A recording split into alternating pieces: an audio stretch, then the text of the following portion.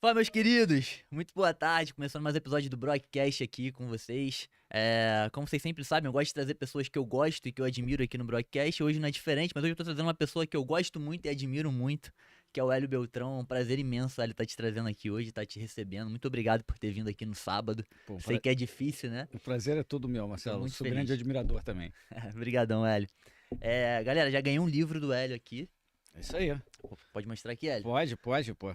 Ganhei o Esse é livro do Hélio aqui sobre a história do Mises, Isso, A Vida do Mises. sobre a vida do Mises. É um livro que eu escrevi, aí tem uns trechos aí do Rodrigo Constantino, do Wagner Lenhardt, mas a história da vida dele fui eu que compilei. Maneiro demais. É, Eu tô feliz pra caramba de ter ganhado o livro. Claro, sou fã de Mises, obviamente, sou teu fã também, então vou ler certamente. boa. Até o final de semana já vai estar lido, certamente. Poder das Muito Ideias, que obrigado. chama.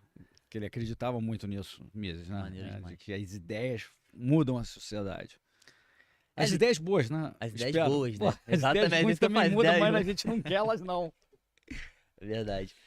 Hélio, te fazer uma pergunta já nessa pegada de livro, né? Porque esse tipo de literatura não é tão fácil de tu encontrar na América Latina. E eu acredito que algumas décadas atrás fosse muito difícil, né? Sim, De tu achar um livro contando sobre a vida do Mises, e às vezes tu achar um livro do próprio Mises que fosse traduzido, né? verdade.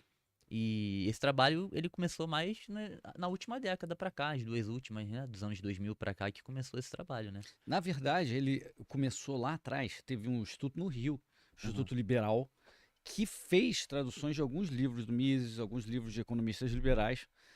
Só que o Instituto Liberal, com o tempo, ele diminuiu de importância. Todos esses livros saíram do catálogo. Entendi. Então, eles foram esgotados. Então, a Ah. gente passou uns 15 anos por aí com nada. Já era pouco, muito poucos títulos foram produzidos pelo Instituto Liberal. Mas, mesmo assim, não tinha nada. Quando você começou a década o novo milênio, Aham. ali não tinha mais nada. Então, de 2000, e quando a gente fundou o Instituto Mises em 2007, é que a gente voltou com esses títulos e traduziu muitos outros. E realmente era um terreno arrasado de ideias. Era muito difícil. Cara, isso é muito legal, né? Porque quando eu comecei a procurar, já tinham algumas coisas do Mises traduzidas, né? Total. Então eu já encontrei. Em 2007 eu já era bem novo, adolescente, né? Então você não tem desculpa para mudar o Brasil, Eu não entendeu? tenho desculpa, exatamente. Mas eu fico imaginando a galera que já era mais velha ali nos anos 2000, então, 90, que não tinha essa literatura, não tinha Ah, como encontrar. Só quem falava inglês, obviamente, tinha acesso aos isso. livros do exterior, né? Exato. E com o início da internet, ali em 95 e tal, você começou a poder ler algumas coisas na Aham. internet, né? Às vezes comprar a Amazon também chegou em 95, 96 e tal, você já podia comprar Já podia alguns trazer um livros, livro. mas era difícil, né? Você tinha que ler inglês, tinha que trazer de fora, pô, difícil. E a verdade é que no Brasil, grande parte da população não fala inglês. Pois é. Pelo menos não fala. Eu, por exemplo, não me sinto confortável de ler um livro sobre economia em inglês. Eu Sim, não consigo absorver totalmente ali. sim. Então, é uma dificuldade que o Brasil tem. Esse trabalho é fantástico, né? Sem contar os artigos do Mises, né? Que pra mim isso é patrimônio, tem que ser tombado, é patrimônio cultural do Brasil, os artigos ali do Instituto, porque às vezes você quer pesquisar sobre um assunto e tu não quer, pô, parar pra ler um livro, tu consegue ler um artigo ali de 1 hora que vai conseguir te dar uma clareza absurda. Eu acho muito Exato. fantástico os Muita artigos. gente da Google, né? Você quer saber um tema qualquer, salário mínimo. Ah, Por que preciso saber salário mínimo? Salário mínimo Mises. Vai sair 10 artigos do Mises automático, exatamente. cara. Tu resolve, não Isso é precisa nem muito. fazer um curso, tu lê aqueles 10 artigos rapidão e Eu já sai cuspindo Eu salário. mesmo, eu já pesquisei várias vezes, eu sou um leitor Ah, de artigo ali. Eu, por exemplo, meio ambiente, eu trabalhei na Prefeitura do Rio, na Secretaria de Meio Ambiente um tempo, uau, que eu era técnico ambiental. legal. E eu tinha umas dúvidas, assim, às vezes, a respeito de liberalismo Uhum. e de libertarianismo e meio ambiente. Casca grossa o tema. Porra, e aí eu lembro que, caraca, eu achei uns artigos no Mises, eu não achava nada, eu achei uns artigos no Mises, eu fiquei maluco. Eu falei, pô, que artigo foda, aí conseguiu me dar uma luz, né? Eu não lembro quem escreveu esse artigo, que ele é bem famoso, ele é a respeito de meio ambiente. É meio ambiente e libertarianismo, né? Aham.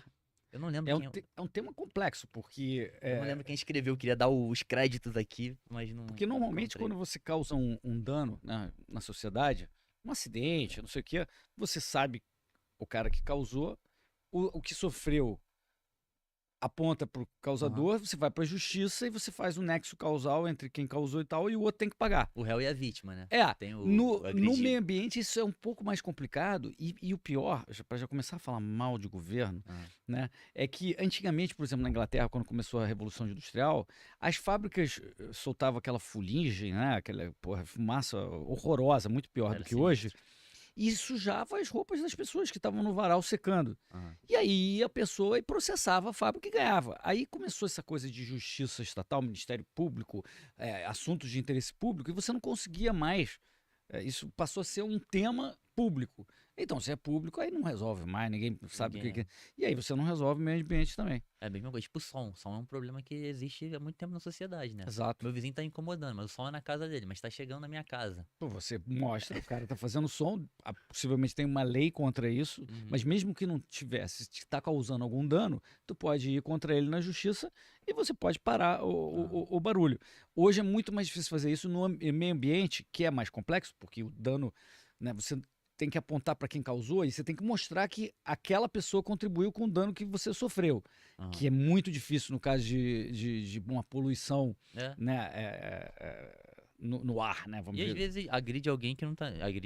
Às vezes não agride ninguém efetivamente, só a natureza, né? Exato. A natureza não é um ser vivo pra entrar na justiça e se defender. Mas, cuidado, porque vamos dizer que atacou a natureza. Aquela terra é de quem? Aí você vai falar, não é de nenhuma. Não é de ninguém. Privado. Mas é controlado pelo governo? O governo teria que. Ele tem o dever de proteger o seu patrimônio. Então o governo deveria falar: opa, ó, esse aqui está prejudicando aqui meu parque nacional, então você paga. Quer dizer, não tem tanto escape assim da justiça, tem como correr atrás. É por isso que não existe esse conceito de não privado, porque é de alguém. Tudo é propriedade privada, é do governo. É controlado pelo governo. Se é controlado pelo governo, existe um dono. Exato. Correto? Você pode não chamar de propriedade privada, porque você vai dizer que o governo é alguma coisa, é um órgão público, que é de todos, mas na realidade existe uma instituição que é dona. Exato. Você entra num prédio público, tem regra? Tem. Tem segurança? Ele controla, tem segurança? Tem. Então ele controla aquilo, ele determina as regras dentro daquele prédio público. Você pode fazer baderna? Não. Mas por quê? Porque é de todos? Não, de todos poderia fazer baderna? Não. Tem a regra do cara que controla aquela propriedade, que é o governo. Logo, uma visão lógica, pra mim, ele é o proprietário daquilo ali. Exato. No mínimo é o controlador. No mínimo é o controlador, né? É o cara que controla. Porque você pode ser o proprietário e outro cara aluga. Ah, sim. Outra pessoa tá em posse, apesar de ser teu. Exato. Verdade. Hélio, voltando um pouco aqui, eu fiz algumas anotações aqui de pauta pra gente levar durante a conversa. Tem muita pergunta que a galera fez. Pô. Eu queria voltar um pouco mais, que a gente falou até essa questão dos livros aí, né? Eu acho que essa ausência de livro ela veio muito depois, inclusive, da transição do regime militar para a democracia. Quando a democracia... A Constituição de 88, né? Sim.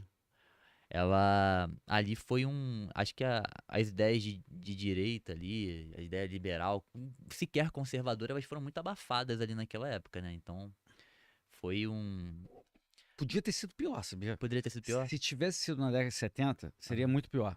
Mas o pessoal brinca que se esperasse um aninho depois, já teria caído o muro. Ia ter sido bem mais liberal. Teria sido mais liberal. Porque o mundo inteiro viu, tá vendo? O socialismo bastante. Não funciona mesmo, até caiu o muro. É verdade. Como a Constituição foi 88, se fosse 89 ou 90, já teria sido diferente. Mas o que eu queria te perguntar, tu chegou a acompanhar essa transição? Como é que ela foi, né? Eu sei que você não tá me chamando de velho, mas eu acompanhei. Com todo respeito. Eu não tava vivo e não só eu, mas muita gente tem essa curiosidade. Como foi aquele processo de transição ali do regime para a Constituição de 88? Primeiro a gente teve um regime autoritário que todo liberal sim. critica, né? E que foi uma dureza, linha dura, ali fim da década de 60, iníciozinho de 70, até 73, 74. Depois a coisa foi flexibilizando lentamente, né? Eles entraram no poder para sair por causa da ameaça comunista, e havia uma ameaça de golpe comunista, e prometeram sair logo, mas foram ficando, né? E aí, a partir de 73, 4, começou a flexibilizar devagarinho, até que em 85 veio o negócio, 84, direta já, aquela coisa. Agora, em termos de política, pô, foi ótimo para garantias individuais, você votar para a presidência da República, já votava para governador, já votava para, né, para prefeito, o Congresso nunca fechou, sempre teve os deputados sendo votados, mas faltava a presidência da República, né? Uhum. Então trouxe aquela animação. Mas em termos econômicos, o desastre parece que não teve transição nenhuma, porque no início da década de 80, os caras que estavam no governo, principalmente o Delfim Neto, e o Banco Central também, eram super inflacionistas. Estavam causando uma baita inflação, como você deve ter ouvido falar. Sim, Nos minha anos avó 80. contava, meus pais, que tu chegava pra comprar, tu recebia, tu tinha que correr no mercado pra comprar logo a comida, porque se você deixasse pra ir de noite, Isso. o valor no mesmo dia já era bem mais alto, né? Exatamente. Você recebia o salário no início do mês, né? Você saía correndo para grandes atacadistas para comprar todos os não perecíveis no mês inteiro. Caramba. Dizem que é daí que surgiu a cultura da compra de mês, por culpa da inflação. Exato, claro. Porque se você não comprasse naquele dia, você não Isso. teria do decorrer do mês dinheiro para comprar a comida suficiente, né? Exatamente. Mas aí, voltando, né? Então, ali no final do regime militar, estava inflacionismo, mas começou o regime... Peraí, então, já vou fazer uma ponderação aqui. Então, o final ali do regime militar, ele já era extremamente inflacionista, Sim. imprimiam dinheiro demais já no regime militar. Pra caramba, no início ali em 79, 80, a inflação começou a acelerar, chegou a 100%. Muito parecido com a Argentina de hoje. Se você olhar a Argentina de hoje e ali pegar o período 79, 80, 81, 82, era isso. A inflação de 100% ao ano, ninguém quer saber, imprime, e achava que isso aí estava tudo certo. E o que o governo militar fazia com essa grana que ele imprimia tanto? Era pra quê? Pra fazer obra? Era pra roubar? Então, era a forma de taxação disfarçada. No fundo, era Sim. isso. Ah, tá. E gasto público. O que ele fazia era gasto público. Não subia né? imposto, mas imprimia pra bancar o Imprimia gasto para público. bancar o gasto público crescente. Então, na verdade, era mais assim: o governo podia gastar à vontade, sacava o dinheiro no Banco do Brasil, que servia um pouco de Banco Central, com dinheiro que não existia, e ia embora. Eita, Era uma loucura. meu Deus. Mas aí, quando logo entrou o regime democrático, chama assim, né, as diretas já, famosas diretas já, e ali Sarney, né, porque entrou o Tancredo, faleceu, e o Sarney continuou, e os economistas ali, Sarney, depois Collor e tal, só fizeram a mesma besteira. Né? Mesmo inflacionismo, veio com plano cruzado, congelamento, né? Veio com plano, não sei o quê, tudo plano, mas sem parar de imprimir. Uhum. E aí chegou o Collor, fez a mesma coisa com uma marreta maluca em 1990. Foi lá e confiscou toda a poupança de todo mundo. Você acredita nisso? Você ouviu falar nisso? Eu acredito porque eu ouvi, mas assim, é difícil de acreditar, né? Confiscou compulsoriamente. Ele falou o seguinte: olha, ninguém mais tem a poupança, nem Meu poupança, nem aplicação financeira. Você tem direito a, como se fosse hoje, vou chutar um número, você tem direito a R$ 5.000. É porque na época era cruzado, né? Tudo que está acima de R$ 5.000 foi tomado pelo governo, prometendo devolver lá na frente. Tá? Tomado. Não era cruzado, agora era o plano Collor. Havia respaldo legal para o governo fazer isso? Não, claro, mas Não o tinha. Supremo. O Supremo achou que tudo deixou, bem, na época. deixou. Não foi o Supremo que impeachmentou o Collor, não entrou com nada contra ele na época. Não foi o Supremo, foi o Congresso. Partiu do Congresso, depois vai pro Supremo. O Supremo não fez nenhum tipo de reação na época que ele travou as poupanças. O Brasil inteiro ficou louco, né? Todo mundo passou a odiar. Dizem que tem gente que se matou. Todo mundo passou a odiar a Zélia, o próprio Collor, e aí ficou insustentável o governo. E por muitas coisas, teve corrupção, aquela coisa de louco, sabemos. Mas o ponto é, em economia, não teve muita transição assim, não. Né? Então, as besteiras continuaram. O que você teve é um pouco mais de garantias individuais e a esquerda aproveitou o momento e cresceu muito. Porque veio com aquele discurso, né? Tipo, olha o que eles fizeram com o país, a direita diminuiu o país, o ultraconservadorismo. E teve gente que tinha sido exilada. Que voltou com tudo também, que voltou, com raiva, né? Voltou por cima, né? Com uma certa razão, né? Porque você foi exilado, calou o cara, agora... Censurou a voz do cara. Que eram todos... Nenhum era flor que se prestava ali, tá? Eram revolucionários, agressivos, autoritários, caudilhos. Pega a gente que é carioca, sabe? O Brizola. Sim. O Brizola era um negócio de maluco. E destruiu o Rio de Janeiro depois, né? Então, ou seja, o regime democrático teve o aspecto positivo, mas em muitos aspectos não melhorou nada. Então, a transição ali não foi nada significativo, assim, a nível Brasil para o cidadão. Ela foi de otimismo. Foi de Sabe, otimismo, né? aquela coisa, agora sim podemos Ah. votar diretamente para presidente da República, né? Poxa, que legal, vamos embora, né? Não sei o Foi que, uma forma de tal. participar de novo do processo democrático, né? É, Eu vou exato. votar, vou escolher meu candidato. Você já fazia isso para prefeito, governador, Ah, deputado e mas tal, não pro comando mas do não país. pro O comando chefe do executivo. executivo do É, pro país. Ah, executivo. entendi. É. É, Mas mesmo assim, foi um grande otimismo, imagina. entendi. Né? O pessoal. Aí vai lá e elegeu o Collor e pegou. De todo mundo é sacanagem, né? Mas, assim, o Collor, qual foi a intenção do Collor a reter as poupanças ali? É uma É, pergunta que eu já fiz, mas ninguém sabe responder exatamente, né? olha, O que ele tinha em mente. eu vou falar a minha interpretação, Aham, tá? E claro, cada um faça o seu dever de casa. A minha interpretação é que ele falou, cara, eu tenho que dar um jeito na inflação, né? sim. Essa inflação tá vindo há 10 anos Aham. e tá acelerando. O que que eu faço? Aí eu ouvi de economistas, em particular ouviu de um, falou o seguinte, não, a quantidade de dinheiro na economia é o problema. O que Ah, tem de entendi. dinheiro na economia é um problema. A gente não pode ter essa quantidade não pode deixar ter essa quantidade de dinheiro. Só que eu acho que ele, né? Então ele falou, não, o problema não é o dinheiro que eu estou criando no governo, no Banco Central. É o dinheiro que as pessoas têm. Então, se eu tomar o dinheiro das pessoas, a inflação vai cair. Claro. Claro, faz Se você, sentido. se você tomar o dinheiro das pessoas, Se tu tirar todo o dinheiro de circulação, a inflação vai a zero, porra. com certeza.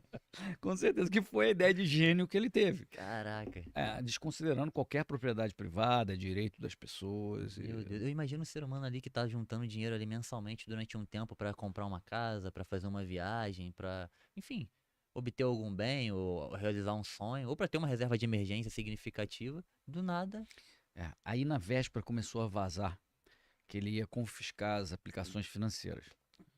vazou um pouco antes. Vazou um pouco Boato. boato. E aí eles falaram isso, olha, se a gente fizer alguma coisa, podem ter certeza que jamais a gente vai tocar na caderneta de poupança. E aí uma opção de gente foi para caderneta de poupança. E tirou. Sacou de alguma aplicação e ainda botou na caderneta de poupança. Aí mesmo que Na pegou. época a poupança era muito mais comum, né? Hoje Era, em era dia, mais não comum do que hoje. tanto. Bem mais comum É. que hoje. E aí pegou a poupança. Cara, Pegou a que poupança também. Né? loucura, meu irmão. Cara, agora, deixa eu queria saber a tua opinião, isso é uma pergunta minha, né, de ninguém não. Que eu já escutei isso, algumas pessoas falando isso, que essa retidão das poupanças feitas pelo Collor, ela deu margem para a realização do plano real um pouco depois. Isso tem algum sentido na tua cabeça ou tu acha que é delírio? Eu acho que, eu não sei o mecanismo que a pessoa Ah, imaginou, mas me parece o seguinte: quando você chega a uma solução tão maluca, alucinada, aham. como confiscar, é melhor falar o seguinte, cara, vamos. Esse é um caminho que veio de tablitas, planos, tabelas, congelamento, confisco. Cara, é melhor a gente mudar, porque isso aqui não está dando certo. Para de Talvez imprimir e de por aí. congelar, pô. Talvez por aí. Aham. De arrumar uma forma de resolver a causa do problema. A causa do problema, que é a impressão de dinheiro pelo Banco Central. Né? E aí eu acho que foi nessa direção. Né? Foi nessa direção. A causa é a impressão. Vamos lá, só para explicar isso para as pessoas. A causa sempre é a impressão de dinheiro pelo Banco Central, porque a inflação é sempre um fenômeno monetário. Mas a pressão para imprimir o dinheiro vem do governo querer gastar. Então as causas são. A causa é o dinheiro impresso, mas se você tem um governo que fica querendo gastar como louco, isso pressiona o governo convencer o Banco Central Vai ter que imprimir para a poder ter que pagar a imprimir. dívida. Então você tem que olhar as duas coisas juntas. Né? E eu acho que o Plano Real finalmente tentou endereçar as duas coisas e aí foi mais pelo caminho certo. Mas talvez só por isso, pelo fracasso absoluto do que vinha acontecendo, aí, poxa, então tá bom, então vamos fazer a coisa certa finalmente. Uma coisa é causalidade, outra coisa é correlação, né? É Total. diferente, Ah, Bom, já entrando nesse papo aí, uma outra curiosidade que eu tenho que eu queria conversar contigo é a respeito do Banco Central Independente, que pra mim sei. talvez seja a autonomia do Banco Central tenha sido a melhor realização do último governo. Hoje está nos protegendo de forma significativa. Eu até acabei de pegar um avião com um cara que trabalha no Banco Central, né? E aí? E ele tava lá, não, pode deixar que a gente vai salvar o Brasil, que mesmo se eles querem indicar algum presidente, não vai ser aprovado pelo conselho, não sei o quê. Eu vi um otimismo no cara ali de que a Aham. importância do Banco Central hoje pro Brasil, né? A gente estando com o Lula no governo, o PT de novo, E queria saber sua opinião sobre isso. Tu acha que realmente foi o melhor feito aí dos últimos anos foi dar autonomia ao Banco Central?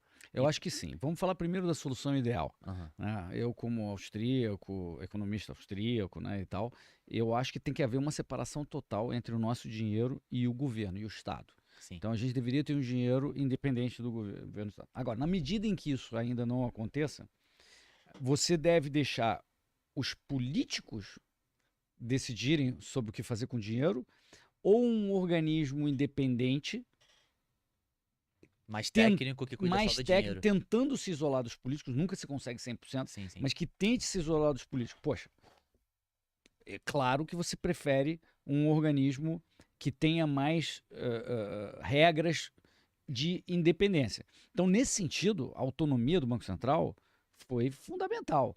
Né? Você criar um corpo técnico e aí o mandato não coincidente.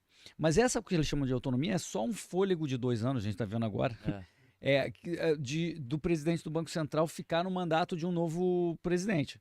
A partir do ano que vem, do fim do ano que vem, o governo PT vai poder indicar um novo presidente do Banco Central. Mas o cara que você foi no avião estava certo. Porque não é só o presidente do Banco Central.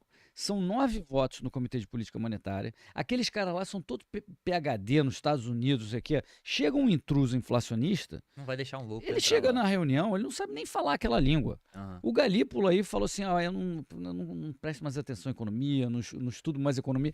Eu fico imaginando como é que devem ter sido essas primeiras 2 reuniões que ele participou. Ele deve ter nem entendido nada. Deve ter ficado calado, porque se ele abrir a boca, ele vai, como disse o seu Aham. companheiro de avião, ele vai tomar pancada de tudo quanto é lado. Não tem como, ele não sabe nem falar a língua. Então tu acha que hoje seria difícil um keynesiano entrar ali querendo imprimir dinheiro à vontade? Não, ele pode até ser nomeado, mas ele vai ser bloqueado pela lógica da meta de inflação, de como se apresenta as informações.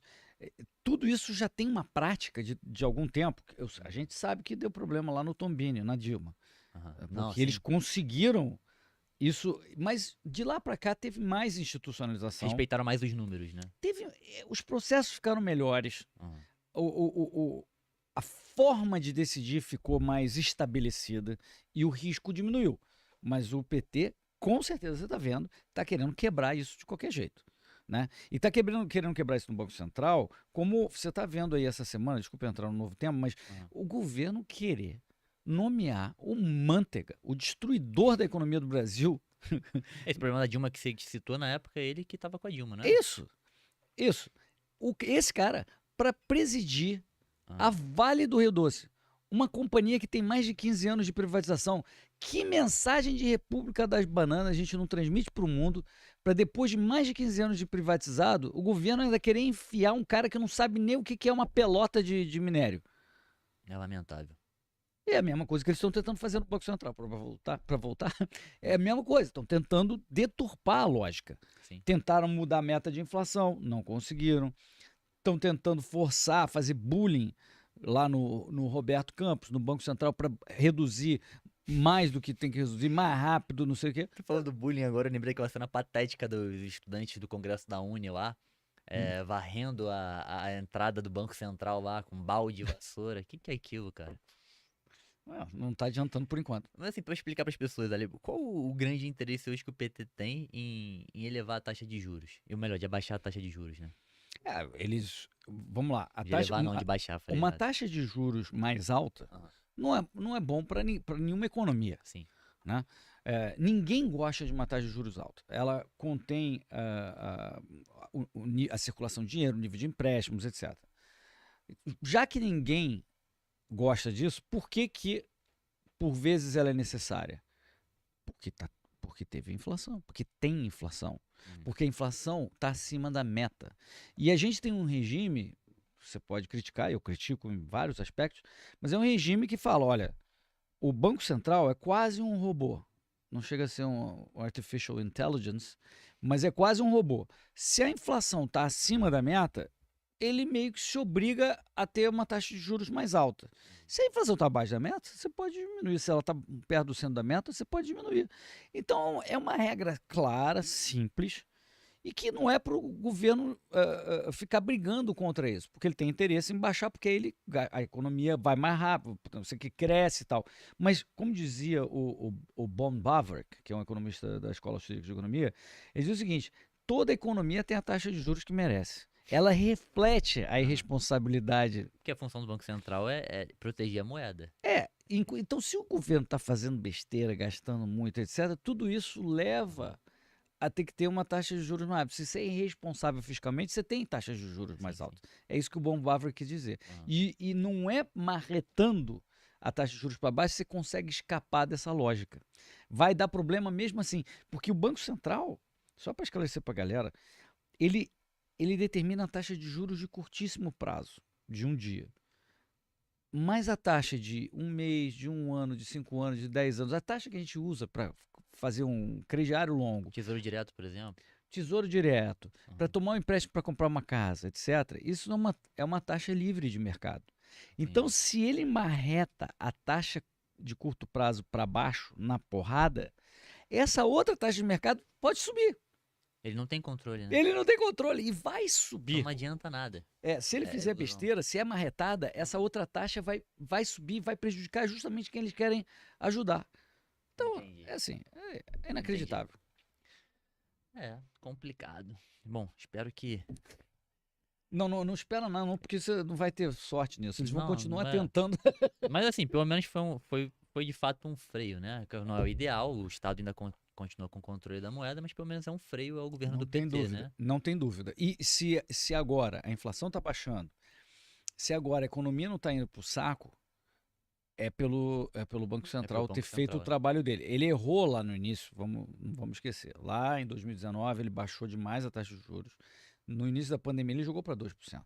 Sim. Isso foi completamente o exagero que causou, em parte, foi a causa da inflação. Mas depois passou a fazer a coisa certa. E está fazendo a coisa certa e é por isso que a gente tem. Agora o PT quer marretar. E uma das consequências do juros estar alto também foi, inclusive, os 2 anos quase de lockdown que a gente teve, né? Esse período longo aí também ocasionou isso. No mundo inteiro, não só aqui, né? Exato. Não é à toa. Enfim, uma notícia boa, né? Pelo menos a gente tem um pequeno freio aí às atrocidades econômicas petistas. Exato. Então, Cara, parabéns ao Banco Central, parabéns ao Roberto Roberto Campos. É. E coitado do cara, que o cara sofre, né? Mas ele Eu é do tipo que mantém não fica adianta, frio, né? cara, não Não adianta. cede a pressão, né? Exato. Hélio, agora voltando um pouco, cara, pra falar do Mises, eu sei que tem muita gente que me assiste aí que talvez não conheça, e eu sou um grande fã do Instituto Mises, e eu queria te pedir pra explicar melhor o que que é o Instituto Mises, né? E da onde ele veio, qual é o objetivo dele, né? Tem muita Legal. gente que não sabe. Pô, o Instituto Mises é para ser assim um farol sobre essas ideias de liberdade, libertarianismo, propriedade privada, paz, né? Liberdade de empreender. É uma coisa que o Brasil, em geral, não curte, né? Principalmente os governos. E a história do Brasil nunca foi muito forte nesse sentido. E aí poxa, em algum momento eu falei, eu preciso, depois que eu me tornei um anarcocapitalista, ali em 96, 97, por aí. Pô, quando eu tava nascendo, o Hélio já era anarcocapitalista. Só pra vocês terem noção, meus queridos. Então, aí eu falei, cara, eu preciso devolver isso tudo que eu ganhei com isso, né, pessoalmente, devolver para a sociedade. Então, o Instituto Mises, a ideia foi assim, vou botar aqui uma janela de coisas que as pessoas podem consumir dessas ideias, para que as pessoas vejam que existe isso, que você não tinha acesso, como você falou, eu não tinha acesso a isso.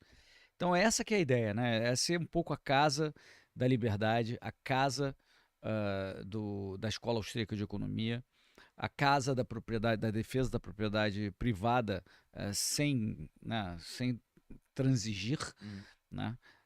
Que é o nosso lema, nós fazemos a liberdade. Essa é a ideia do Instituto Mises, e para isso você precisa produzir livro, precisa fazer conferência, precisa ter revista acadêmica, Artigo, tem que precisa ter ter artigo tem que estar na sempre. internet, evento. E à medida que o Mises está crescendo, as nossas ideias estão ganhando espaço, tem revés, óbvio, né? A gente está vendo o revés que a gente teve recentemente, nos últimos 2 anos, eu acho, basicamente. Mas a gente tem cada vez mais gente como você, Marcelo, que entende, admira, sabe que essas ideias funcionam e divulgam.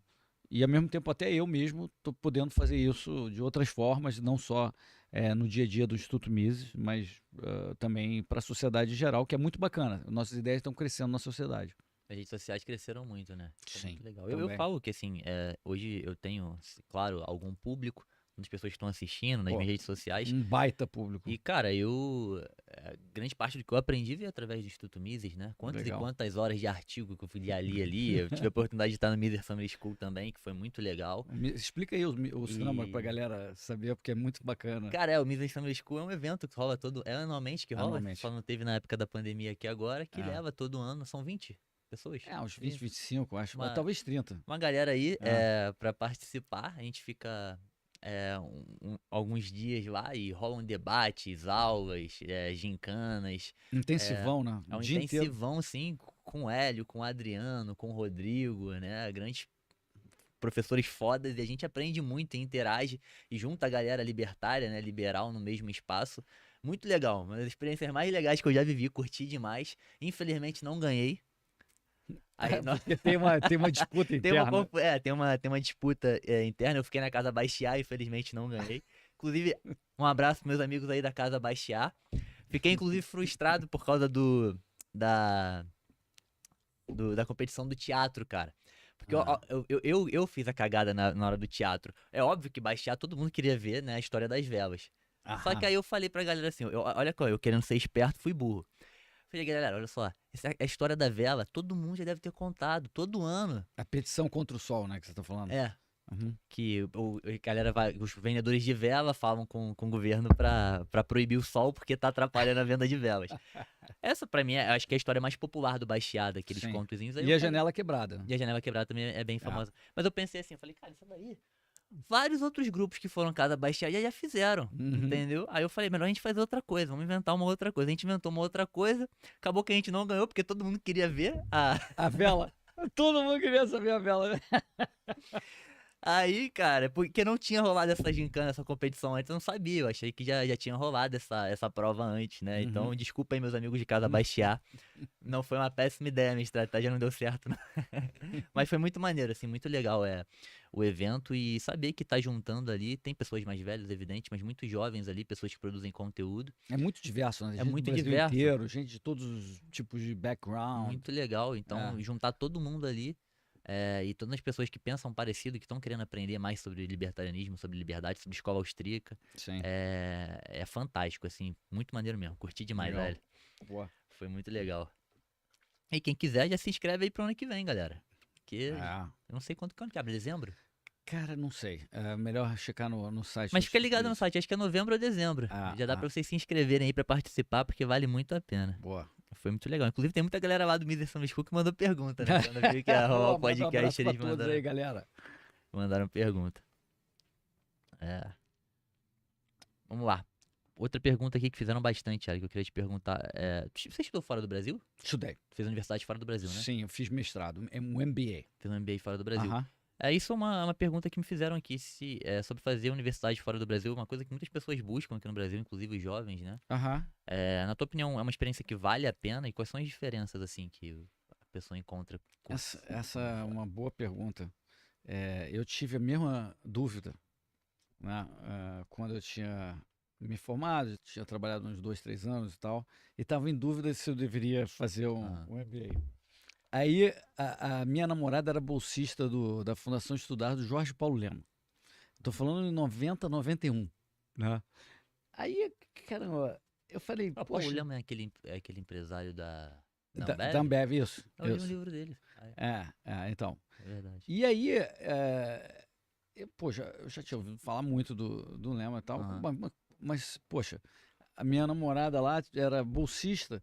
Aí eu falei, cara, eu vou lá perguntar pra ele. Eu sei que lá no tal Banco Garantia tem uma opção de MBA e não MBA. Eu vou lá conversar com ele e ver o que ele acha. E aí eu consegui marcar. Ele falou, vem aí. Aí eu fui lá, cara, foi super interessante. Vou encurtar a história, mas eu me lembro que eu tava sentado com o Jorge Paulo ali. De repente entra o Marcel e ele começa a falar de Brahma. Aí ele falou, não, porque... E falando coisas secretas na minha frente, eu tava ali, né? Falando, não, porque a gente tá vendo aquela empresa na Alemanha, não sei o que, vamos comprar isso aqui. nós vamos nos tornar a maior cervejaria do mundo. Pô, Eu na época falei, já tinha essa ideia de crescer grande, cara, de crescer assim? porra, cara. Maneiro. E eu achei maluco aquilo, porque ele tinha acabado de comprar a Brahma. E era a segunda do Brasil ainda. Aham. A Caraca, isso é muito segunda. louco, né? Como é que as ideias vão se coisa. Eu li o livro dele tempo depois, contando dele comprando já outras cervejas. É muito doido. Pois é, cara. Bom, mas aí eu fui Ah. falar do. Interessante essa história, mas eu fui falar, porra, o Jorge Paulo, não sei o quê. Eu tô pensando se eu faço ou não o MBA. Queria saber o que, que você acha. Aí ele falou: Hélio, aqui nós temos MBAs e não MBAs. Ele fala com essa voz impostada assim. Aham. É, não importa se fez ou não o MBA, ou estudou fora, o que importa é a vontade de ganhar dinheiro. Eu falei, porra, genial, não sei o que, caraca, pô, obrigado, Jorge Paulo, não sei o que. Aí quando eu tava descendo o elevador, no prédio lá no centro do Rio, Na época o Rio ainda tinha empresas e negócios, hoje em dia não tem mais exato, nada. ainda Devastado. o garantia era no Rio. Quando eu tava descendo o elevador, eu falei, porra, ele não me respondeu a pergunta. Não tinha Se eu devo ou não fazer o MBA. E eu acabei indo fazer, mas não importa, eu acabei indo fazer. Aham. E eu acho o seguinte, olha, uma educação no exterior, ela é positiva, porque quem pensa em fazer uma educação no exterior já está no topo. Você não está comparando a média da educação no Brasil com a média da educação nos Estados Unidos. Você está falando, cara, eu vou fazer um curso superior nos Estados Unidos, não precisa ser um mestrado, mas você fazer um college. Então, você já está falando lá em cima, né? No lá em cima, se você comparar o topo, se comparar a média da educação no Brasil, média nos Estados Unidos, a dos Estados Unidos é muito melhor, tá? Mas se você fala o topo aqui com o topo lá, em termos de informação acadêmica, conhecimento, não vai ser tão diferente assim. Mas só o fato de você estar querendo ir lá para fora, tu já chega com uma garra que aqui talvez você não tivesse. Isso é a primeira coisa. Segunda coisa, você está indo para uma cultura completamente diferente, que você tem que batalhar. É um desafio monstruoso de ter uma nova língua, um novo lugar para morar, num novo ambiente que você não sabe direito como operar. Isso te traz um crescimento que simplesmente está no conforto do teu país. Talvez muita gente faz até a universidade na mesma cidade e tal. Uhum. Outro nível. Não te tira da zona de conforto. Não, Né? exato. Aqui pequeno Brasil a gente não tem essa cultura de estudar longe, né? A gente Exato. busca universidade por perto. O cara que é de Exato. São Paulo faz em São Paulo, do Rio no Rio. Isso. E isso tem um aspecto negativo muito grande, que é a zona de conforto que você mencionou. Então eu acho que sim, tem diferença, em geral é melhor, mas o mais importante é que você mostrou que você está querendo crescer pra caramba, que você topa o desafio, que você vai crescer. Então você chega lá, o cara que for de lá mesmo, você janta o cara em termos de garra, de crescimento e tal. Né? Então eu acho que essa é a principal diferença, tá? No altíssimo nível. No nível menor, pô, lá dá lavada em termos de competência Média por acadêmica. média, a média vai muito mais alta. A média lá é muito mais alta. No nível top, você vai falar, pô, será que o INSPER aqui, né, ou sei lá o que, os principais cursos em termos de conteúdo e competência das pessoas, não é tão grande quanto as pessoas imaginam. Mas é muito mais do que isso quando você vai fazer um curso fora. A outra coisa que você tem que lembrar, só para concluir isso, é que, poxa, o custo é alto pra cacete. Não é fácil. Não, é muito caro, cara. Você vai para as faculdades top lá, você vai gastar $60 mil no ano, $70 mil no ano. Claro que você vai falar, não, às vezes você consegue bolsa, etc. Tem que pedalar, mas se é para pagar o custo, é um custo altíssimo. E não é para qualquer um, né? É um custo muito alto. Né? Então você tem que pesar na balança se você consegue, se você consegue contrair uma dívida, né, uma bolsa para fazer isso, e se isso vale a pena ou não. Ou seja, tem muitas coisas para você colocar na balancinha para ver o que vale a pena. Agora, entre contrair uma dívida aqui no Brasil para contrair uma dívida para você estudar talvez nos Estados Unidos, na Austrália, talvez seja melhor contrair uma dívida lá, porque isso é um outro ponto que hoje acontece muito, você deve perceber, que o nível de endividamento das pessoas que saem da universidade é altíssimo, né? Hoje, É verdade. principalmente devido ao FIES, e outros financiamentos, até privados, a maioria dos jovens, acho que não só no Brasil, nos Estados Unidos também rola muito isso, né? A galera que se Sim, revolta. student loans, A sim. galera sai totalmente endividada, sai Sim. com dívidas estudantis, assim, que o cara vai demorar anos pra pagar, talvez passe uma década e ele não consiga se livrar daquela dívida. Exato, exato. Isso é um grande problema também, né? Obviamente você deveria dar preferência para bolsas.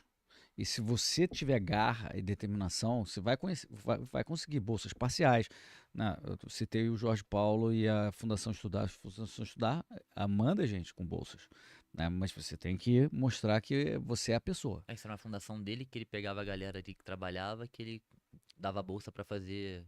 Essa fundação dele hoje faz muitas coisas, mas a Existe principal até hoje. existe e ele dá bolsas. Maneiro, maneiro. É muito bacana. É o principal dele. É dar bolsas para pessoas que têm muita garra, Aham, que precisam mesmo da bolsa e que se comprometem a no futuro fazer parecido. maneiro. Cara, isso é muito legal dele, né? Que ele é um cara que sempre prezou por isso, né? Por apoiar e incentivar o cara que tava motivado ali, né? Botar Sim. meta pro cara bater. Isso é muito maneiro. Até porque ele depois quer esses caras trabalhando Pra nas, ele. Claro, pô, foi assim que ele cresceu. que são os que dão um maior desempenho, em Ele geral. fala isso no livro, é assim que eu cresci, Sim. incentivando pessoas que queriam trabalhar, incentivar Tá e certo. me ajudar Assim, a o crescer, pô. capitalismo é assim. É isso aí. É, Uma outra pergunta que falam bastante, Hélio, eu acho que é um embate que rola muito, né? Sobre patriotismo, né? Hum,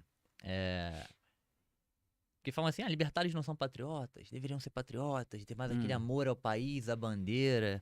sim.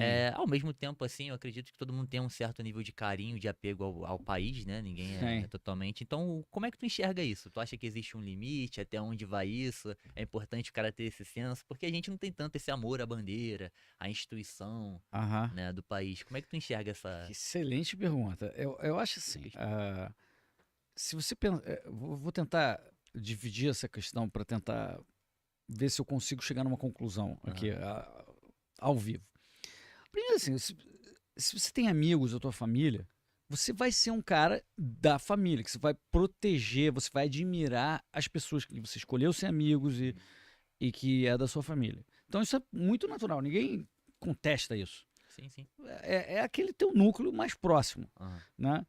Aí, porra, o teu bairro, você também sente uma afinidade. Você convive com aquelas pessoas no bairro, sabe as coisas bacanas, elas falam a mesma língua que você e tal. Vai criando Então, conexões, mesmas dificuldades, né, que tu cara, enfrenta. ou seja, é natural que o ser humano tenha uma afinidade com a sua tribo. Nós somos tribais. Aham. Não, o ser humano sempre foi tribal. Quando a gente vivia nas cavernas lá, a gente vivia em tribos de 150 pessoas e tal. Sei lá, eu nasci em Madureira, mas eu não gosto de samba, né? Acabei virando roqueiro. Eu tô na tua tribo. Nem Eu tô sempre da match, né? Eu tô nessa tribo aí. Mas a sua sobrevivência dependia de você entender que você precisava defender a tribo. Então tem um negócio aí que é até biológico, atávico, de você ter uma defesa da tua tribo, né? E à medida que a gente foi crescendo em sociedade, então você tem cidades e não sei o quê. Então, meio que é natural que você tenha uma afinidade com as suas tribos. Tá? E eu acho até natural que você ache bacana a tua nação. Não estou falando do governo, essa coisa artificial. Eu acho natural que as pessoas sintam isso, né? Acontece, não estou dizendo que devam, mas é natural a pessoa sentir uma afinidade pelo seu país. O problema é quando isso sai do controle. Como é natural você sentir afinidade pelos, sei lá, eu sou flamenguista, pelos flamenguistas. Ou liberal fala, não, pelos liberais. A minha patota, você falou patriota, mas tem a patota. Tem a Minha patota são os liberais. Minha patota são os flamenguistas. Minha patota são os brasileiros. Entendeu? Agora, quando isso se torna um troço meio arbitrário, onde você não olha mais as pessoas, mas passa a olhar essa entidade que está acima, desconexa. Não porque eu acho bacana, né? É a mesma coisa que o flamenguista. Tem flamenguista bacana pra caramba, torce pelo motivo bacana. Mas tem uns malucos. Eu tenho que saber olhar. Eu sou maluco. Eu sou flamenguista também, mas eu entendi. Então, você tem que saber olhar e falar, porra, aquele cara, não interessa que ele seja flamenguista, tá fazendo besteira. Tá fazendo besteira. Entendeu? Exatamente. Tô fora, esse cara não é, né? E quando você deixa de fazer isso e passa a defender o rótulo... Deixa de colocar o indivíduo na frente do coletivo. É né? isso. Entendeu? Aí você foi para um lado errado, você foi para um lado meio sonhador, né? Quem sou eu para dizer o que a pessoa deve achar ou não? Por exemplo, né, muitos criticam, sei lá, aquela pessoa foi na igreja e ela doa pro pastor, o outro jura para a bandeira e idolatra um outro ídolo. Não sou eu que vou dizer que a pessoa que quer idolatrar um certo ídolo, se aquilo não está sendo bom para ela, para a psique dela, para o bem-estar dela, se aquilo não a faz pertencer de uma certa forma, isso é muito subjetivo. Quem sou eu para dizer que eu que estou certo e que essas pessoas estão erradas? Eu não vou entrar nisso, como liberal principalmente. Eu não vou querer dizer que eu sei melhor e que ela é doentia de doar para um cara que não vai levar ela para o céu. Entendeu? Você entende o que eu estou querendo dizer? Eu não entendo. Ou como nação também. Não tem resposta certa. Se aquilo a faz pertencer, e aliás, eu acho que parte de você ser uma pessoa que consiga um nível de felicidade um pouco mais perene é você ter uma certa fé em algo, não precisa ser especificamente uma religião estabelecida, nada disso, e você tem um senso de comunidade. Se você não tem fé e comunidade, eu acho que você vai ter uma maior dificuldade em ter uma certa paz interior que vai te trazer uma felicidade perene. Então, se eu acredito também nisso, quem sou eu para dizer, não, você que está fazendo isso lá, vai na igreja, ou sei lá, contribui, você está errado. Você que acha bacana ser brasileiro e gosta da bandeira, se enrola na bandeira, está errado. Por quê? Né? O problema, eu acho, aí é quando o negócio extrapola. Quando passa dos limites. Ou quando aquele senso de pertencimento se torna uma arrogância de se achar melhor e mais poderoso que outras culturas, outros lugares, outras nações. Exato. Aí surge autoritarismo, né? Ou te torna cego a não ver a realidade, ou ver o indivíduo, não ver o caso específico. Você passa a abraçar um coletivo independente da ação dos indivíduos. Isso eu acho perigosíssimo. Então, esse é o ponto. Então, eu me considero, só para completar, eu me considero um patriota no sentido que eu acho o Brasil do cacete. Eu vejo pelo lado do copo meio cheio, entendeu? Eu acho que a gente tem muita coisa para admirar no Brasil. E eu, sinceramente, eu podia estar em qualquer lugar do mundo, mas eu quero estar aqui. Quer estar no Brasil. Eu quero estar no Brasil. Isso me faz um patriota? Talvez. Ou doido, né? Ou doido. Brincadeira. Isso aí tem que fazer. Você está me chamando de doido? Você está me chamando de louco, Marcelo? Não, porque tem muita gente que na primeira oportunidade quer sair para vivenciar outras culturas, né? Buscar algo mais agradável. Mas aí uma pergunta, tu não saiu do Brasil, mas tu saiu do Rio, porque tu é carioca. Sim. Também, Tu né? é carioca também. Tudo tem limite, também, né? Tudo tem limite. Também tu tá querendo demais. Porra, porque assim, a segunda graduação que eu fiz, que eu me formei, foi turismo, né? E o Rio de Janeiro é uma cidade que tem um potencial turístico absurdo, né? Então dentro do turismo é uma cidade muito forte. Sim. E eu tinha os defensores inegociáveis do Rio de Janeiro, eu sempre fui um crítico ao Rio de Janeiro, né? Eu falo, cara, é muito complicado você até vender Rio de Janeiro pra alguém, você montar roteiro é muito perigoso. Eu criticava o turismo de comunidade, porque é uma cidade muito complicada. Né? Tanto que a gente até falou, grande parte dos negócios. Politicamente também. Não, eu digo, principalmente por causa dos políticos, não por causa do carioca. Mas assim, mas é que também é muito golpe. Todo lugar que tu vai é uma volta diferente. É uma cultura de malandragem que existe sim no Rio de Janeiro. Eu sou carioca, mas assim, eu confesso que eu não vejo nos outros estados, tanto quanto no Rio. Com todo respeito aos cariocas, eu sei que tem muita gente honesta, trabalhadora, mas muita volta. Eu acho o Rio de Janeiro tem uma culturazinha complicada, né, cara? Mas, assim, a cultura vai... Muitas vezes a explicação cultura não é a explicação real, né? Final. Né? E eu suspeito que a impunidade seja é que permite que essa cultura sobreviva. Então, acho que por aí, eu acho que você explica muito. Se você consegue ser um fraudador, um mentiroso quanto mais e que prejudica terceiros e isso não é punido, não só continua acontecendo, como incentiva outras pessoas a seguir aquele caminho, né? Exato. E pode estar sendo feito pelo governo, né? A polícia não está agindo, a justiça não está agindo, mas mesmo na sociedade, as pessoas não querem punir esse tipo de comportamento. Aí é coisa, você está incentivando. Aí chega nesse ponto a gente imaginar que é algo cultural, mas que não necessariamente é cultura, né? É cultural, Vira mas cultural a a partir do momento que cultura não é acontece uma muito tempo. explicação, Aham. uma explicação que atenda o que você queira responder. Sim, sim. Precisa falar mais. Por que que a cultura é assim? Por Ah. quê? Por que leva a essa cultura? Porque o ser humano, cá entre nós, ele é igual acima da linha do Equador, abaixo da linha do Equador, para cada Dutra e para lá da Dutra. Ah. Então, por que Que tem um comportamento naquele local e depois o comportamento é mais ameno em outros locais. isso? Eu me lembro, por exemplo, só para dar um exemplo do Rio. O Rio tem uma fase lá ali na década de 80 que as ruas eram muito sujas. Em 80. O pessoal não tava nem aí, jogava as coisas no chão, na calçada e tal. Mas na hora que você entrava no metrô era tudo limpinho, ninguém jogava nada no lixo. Por quê?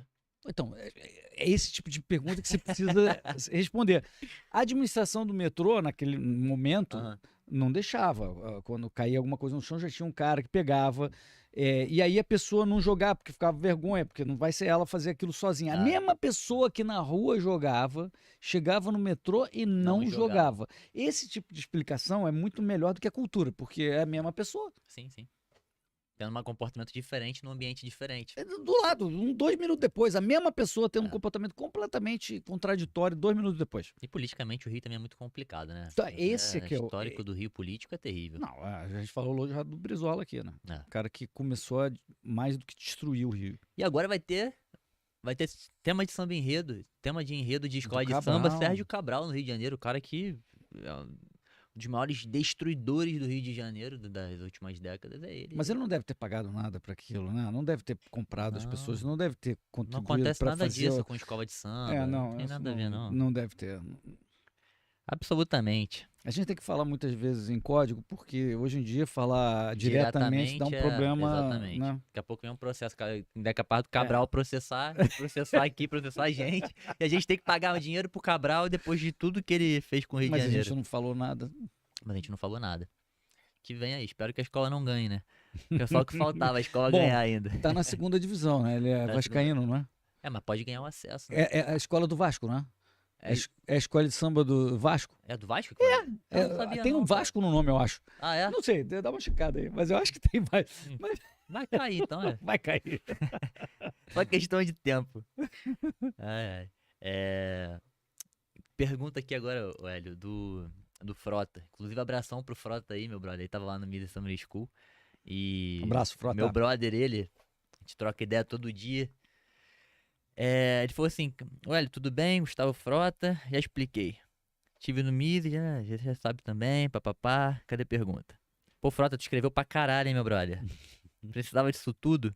Ele perguntou aqui, uma pergunta mais filosófica do Frota, né? A respeito das ideias do Rousseau e do Maquiavel, né? Que o Rousseau fala que o ser humano nasce bom e a sociedade corrompe ele, né?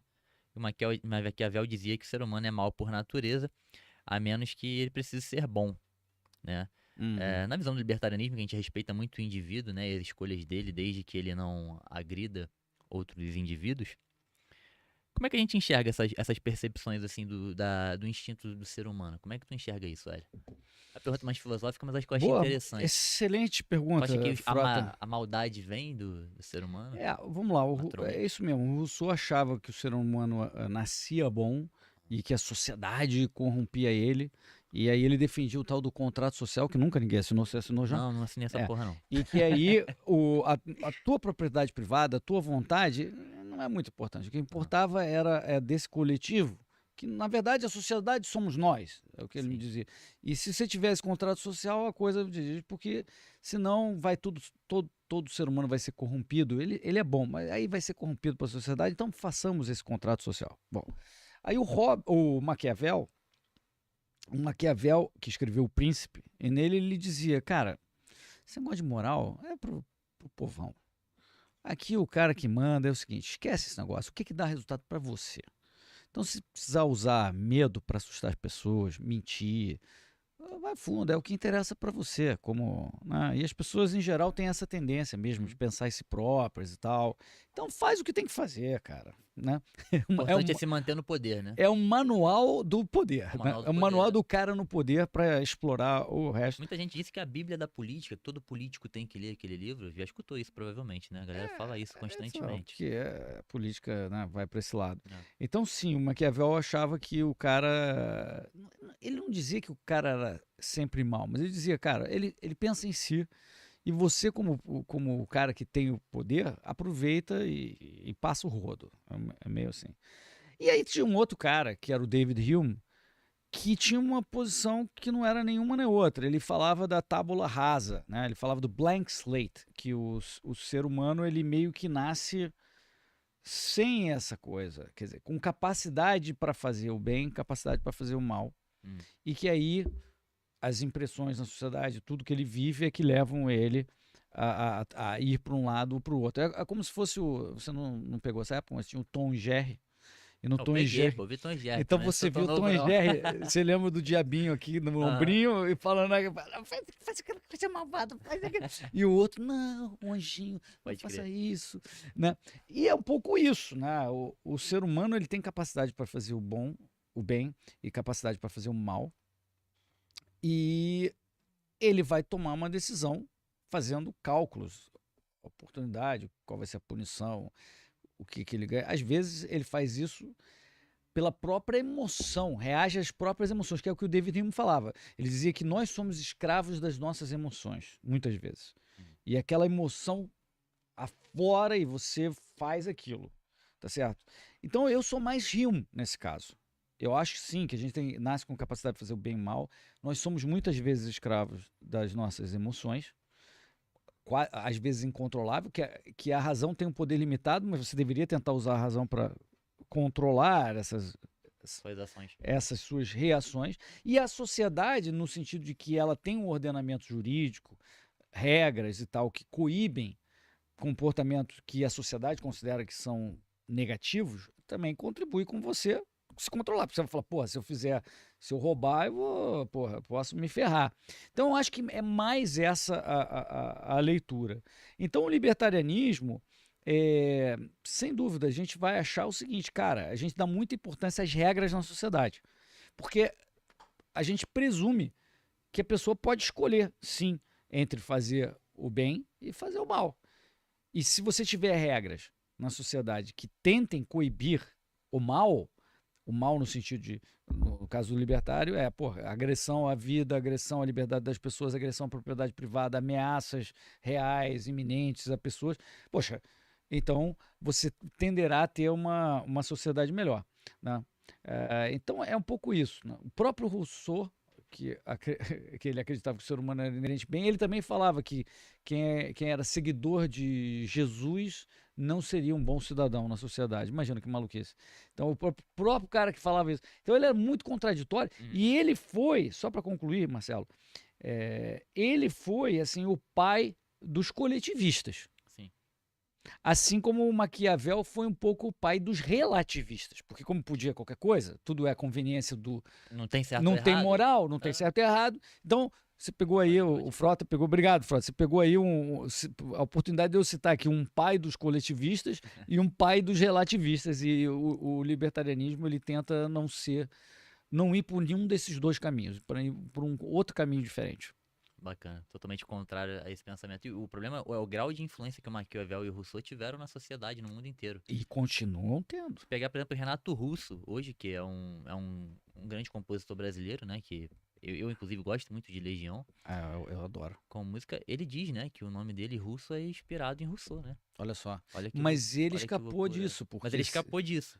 Mas você- aí já você tava viu famoso e aquele já era. Você viu aquele vídeo que ele faz uma defesa contundente, Contundente, sim. da propriedade privada, do capitalismo, do sucesso, do êxito, do Uhum. dinheiro, que é reflexo do trabalho dele, e é isso mesmo. Então, para quem não viu ainda, aí, assistam o Renato Russo falando sobre por que o capitalismo é bom. Raríssimo, hein? Artistas Muito raro. que entendem a importância das livres trocas, de você acumular sua poupança, de você ter mérito e tal. Sim.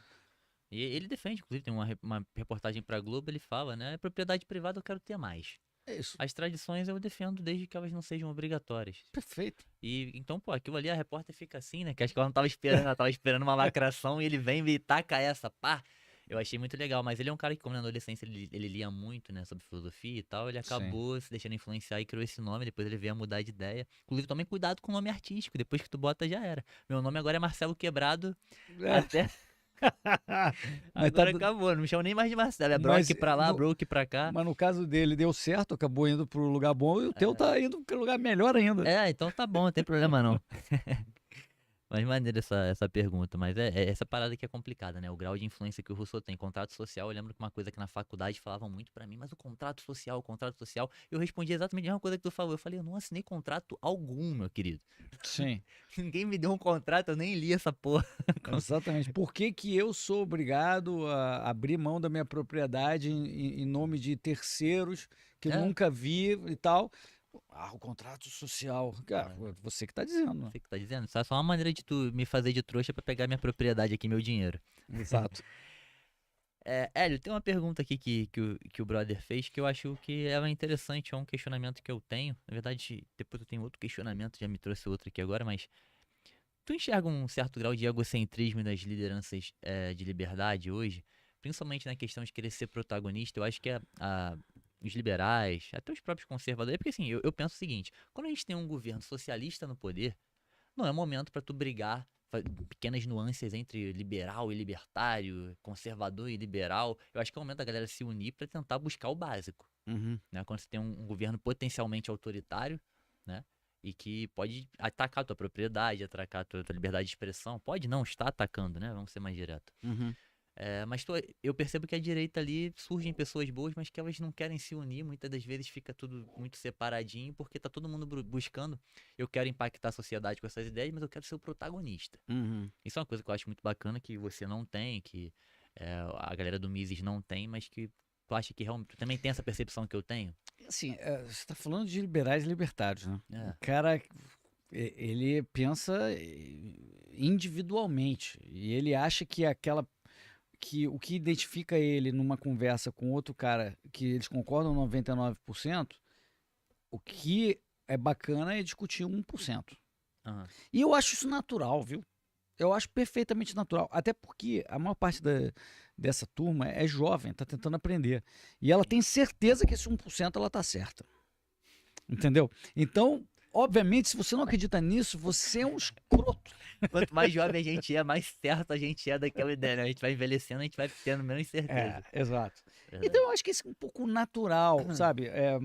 Eu acho até perigoso pensar na ideia de que a gente tem que se unir, porque pensa bem, o Aham. que isso significa? Significa que quem está falando isso quer que o outro se una a você. E o 1% você tem que jogar no lixo por agora. Não só por agora. Não fala isso nos próximos 5 anos desse 1%. Ah. Venha para o Vem pro meu... meu lado Não, aqui. não é o meu. É o nosso caminho, que é o meu. Entendeu? E você tá pensando a mesma coisa. Então eu tô falando isso e você tá falando isso. E os outros estão falando, não, cara. Não, cara.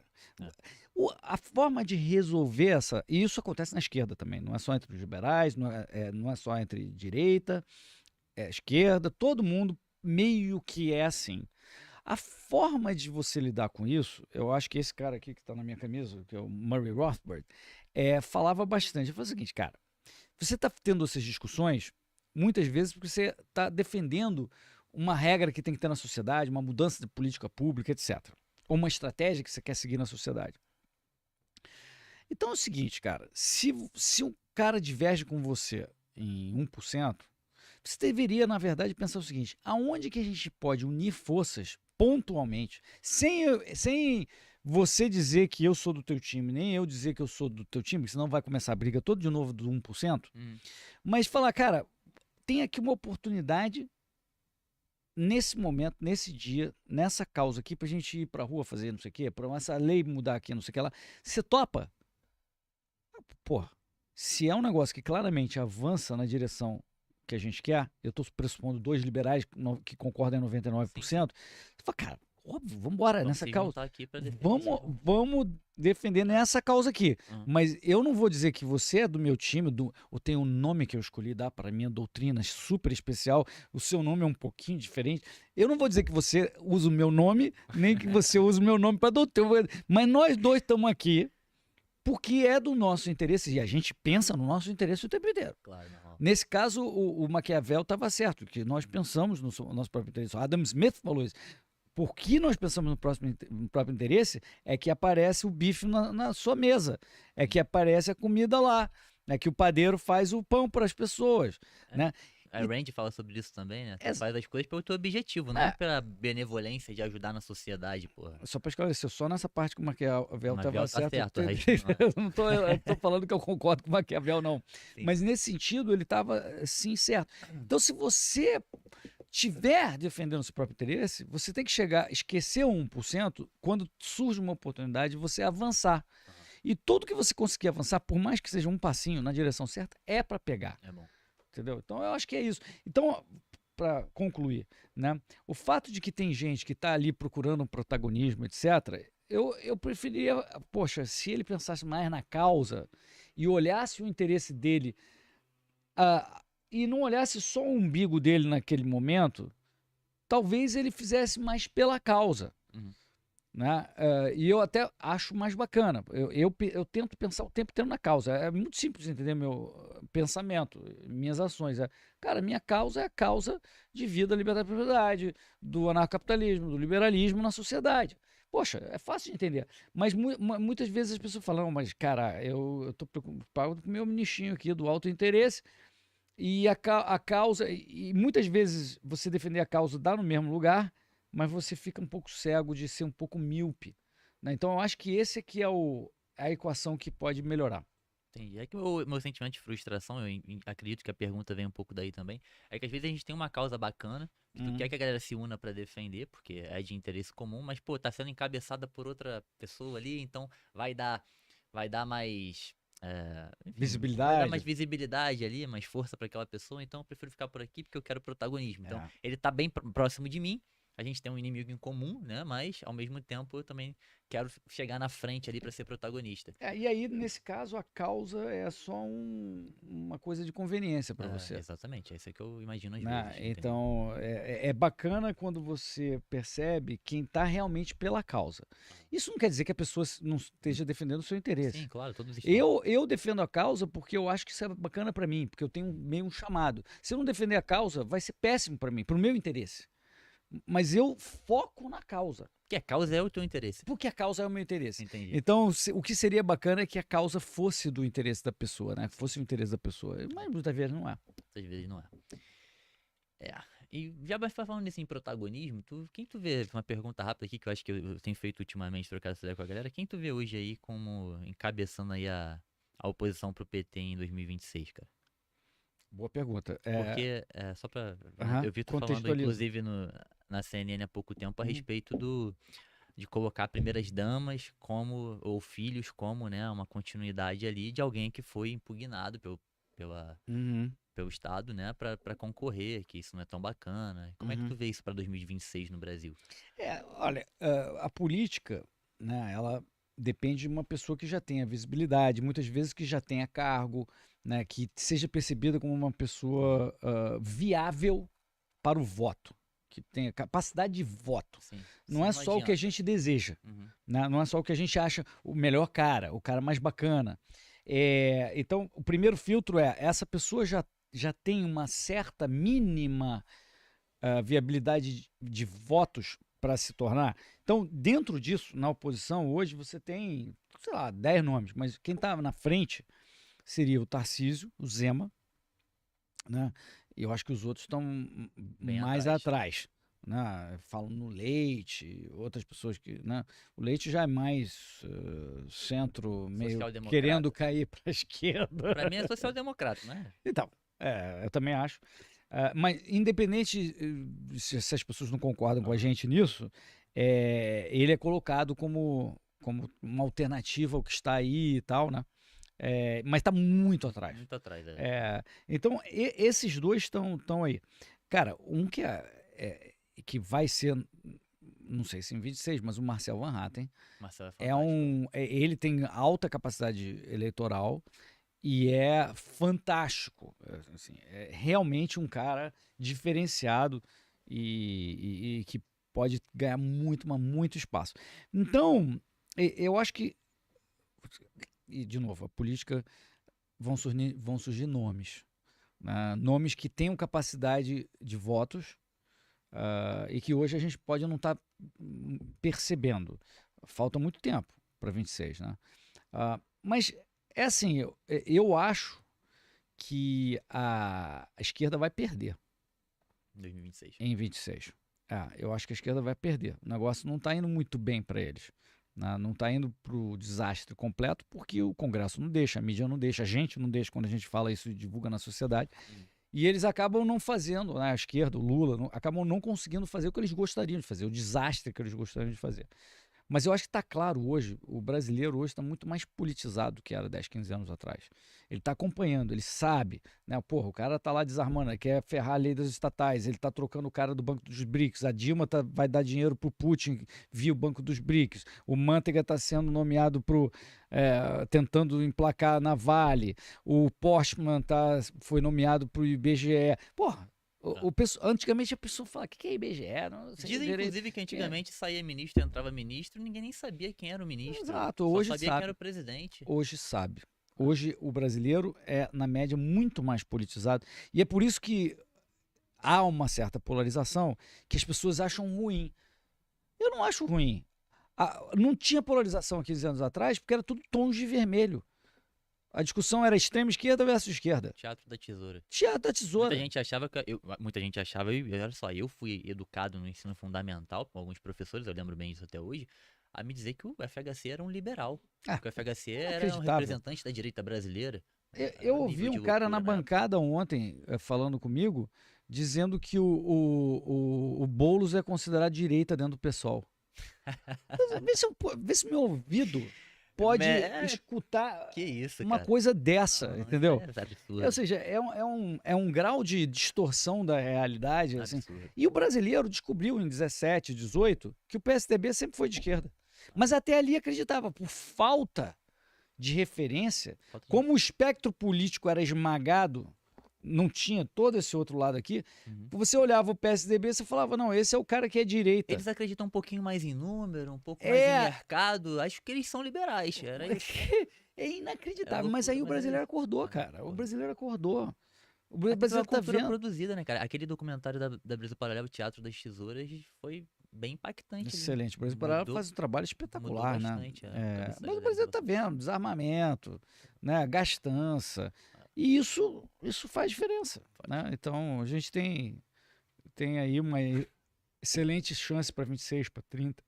Isso é maneiro. Eu gosto muito do Zema. Eu já falei isso outras vezes. O Zema é espetacular. Eu gosto muito do Zema, mais do que o Tarcísio. O Zema é muito, muito bom.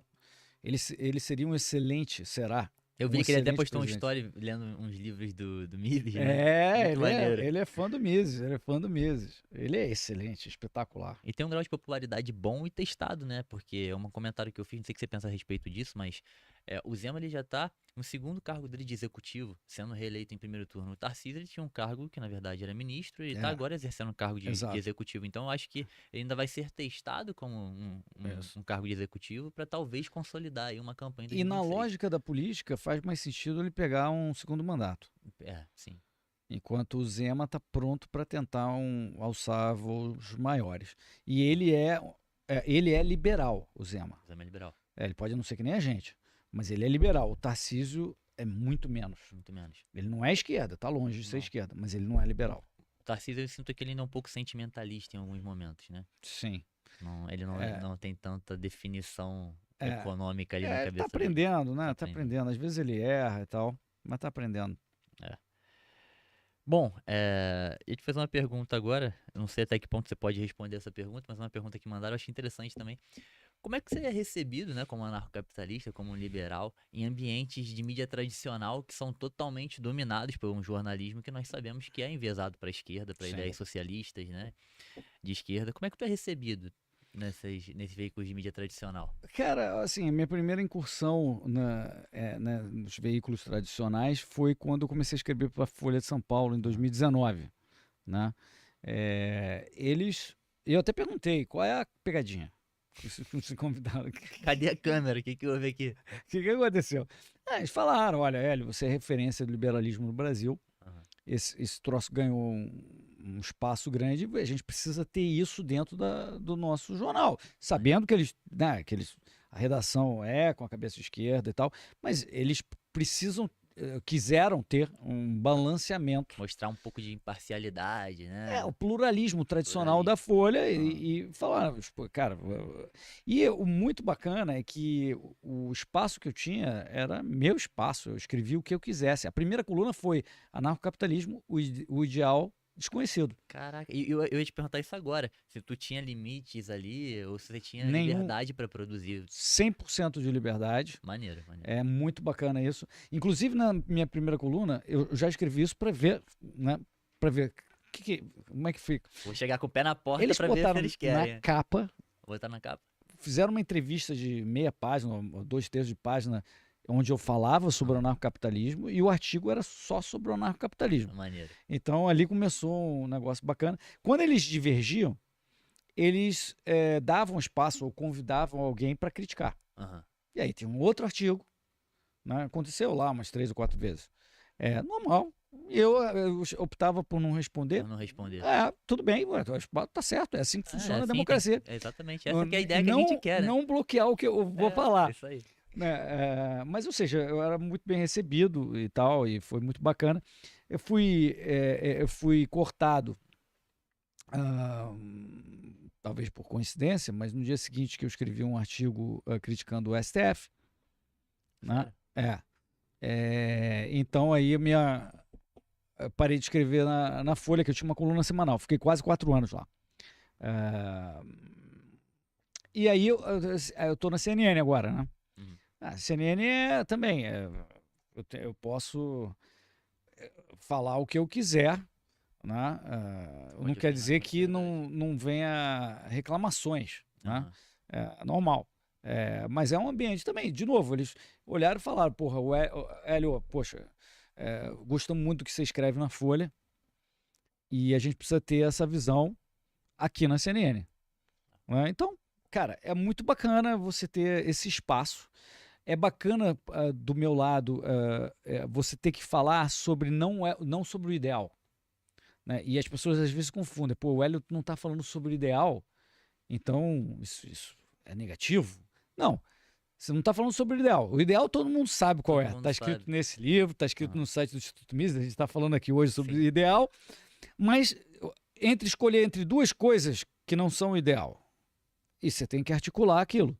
Né? Eu acho um exercício não só importante, mas fundamental para todo movimento liberal que tem que lidar no mundo real.